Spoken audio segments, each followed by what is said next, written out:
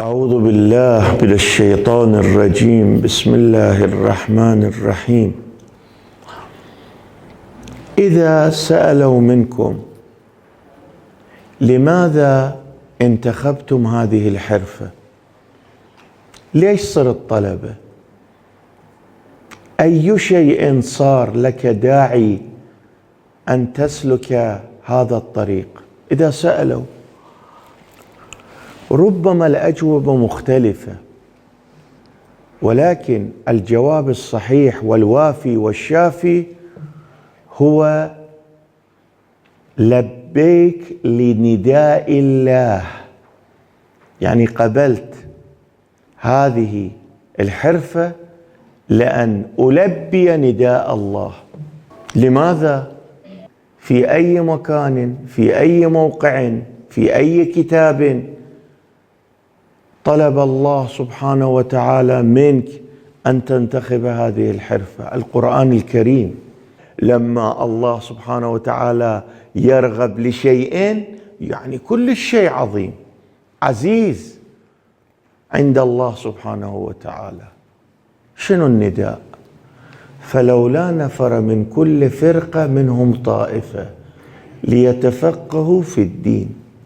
ليش البعض ما يخرجون يتفقهون في الدين؟ شوف، هاي نقطة مهمة، التفقه في الدين.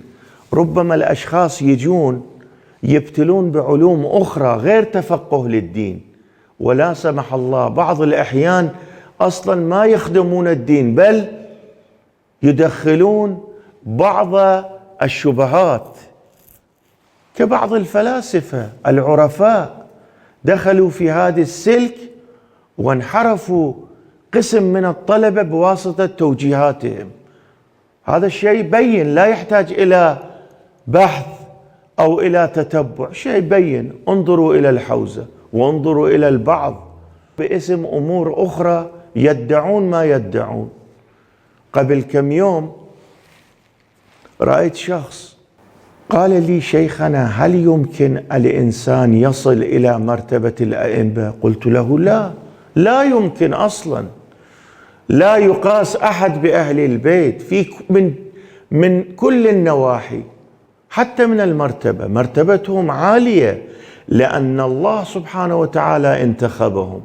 إحنا لابد أن نسعى في جهاد النفس حتى الله يوفقنا، يعطينا مرتبة نوصل إلى خدمة الدين. هو هذا. قال صديقي يقول: الإنسان يقدر أن يصل إلى الأئمة ويصير له مكاشفات، وأنا صاير عندي هالشيء.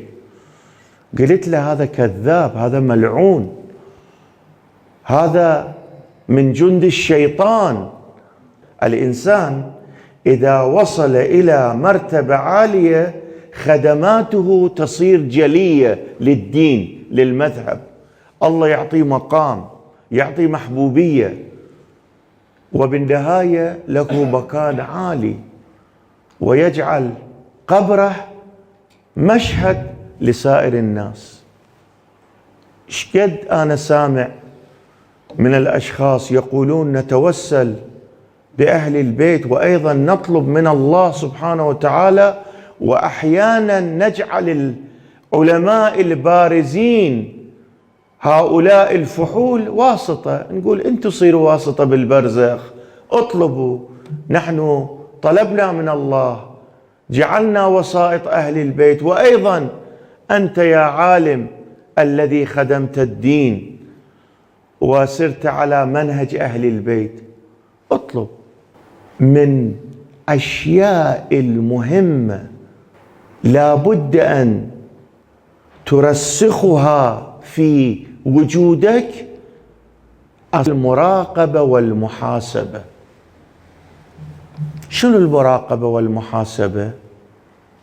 شوف، الإنسان بالنهاية يعيش من الصبح إلى الليل مشغول بالفعالية، بالشغل، ربما يشتبه، يخطأ. عند المنام أحسن وقت لمحاسبة النفس. يا أبا ذر، حاسب نفسك قبل أن تحاسب، فإنه أهون لحسابك غدا. أحسن لك. الله الله. وزن نفسك قبل أن توزن.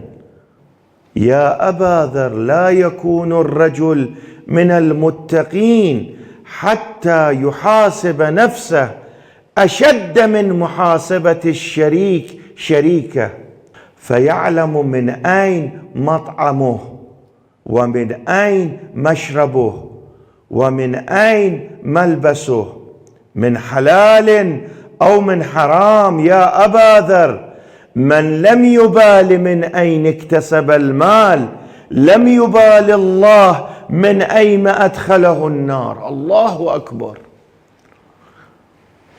لم يبال الله من أين أدخله النار. يا أبا ذر، حاسب نفسك.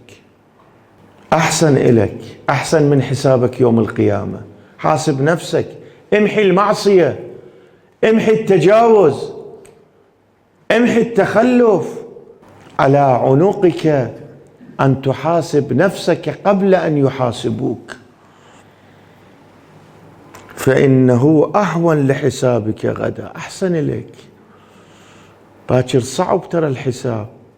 طهر نفسك. وزن نفسك قبل أن توزن. قبل ما يجيبوك ويتحققون معك، التحقق مع نفسك. شايفين المتهم يجيبوه يقعدوه يضغطون عليه حتى يعترف. يوم القيامة اكو هيك شيء. ولذا يقول الإمام: وزن نفسك قبل أن توزن. وتجهز للعرض الأكبر يوم تعرض. تلك الأيام لا يخفى شيء على الله سبحانه وتعالى. حاسب نفسك، ارجع، جهز نفسك إلى ذاك اليوم. وتجهيز النفس بمحاسبة النفس. يا أبا ذر، لا يكون الرجل من المتقين حتى يحاسب نفسه أشد من محاسبة الشريك شريكه، فيعلم من أين مطعمه. يا أبا ذر، تدري من المتقي؟ لأي شخص يطلق أنه متقي؟ تدري؟ شخص الذي يحاسب نفسه. وهذا صعب طبعا. محاسبة النفس أصعب من أنه الشريك يحاسب شريكه. صعب نعم، ولكن جاهد، اسعى. نتيجة هذه المحاسبات لابد أن تؤدي إلى طهارة طعامك، طهارة شربك،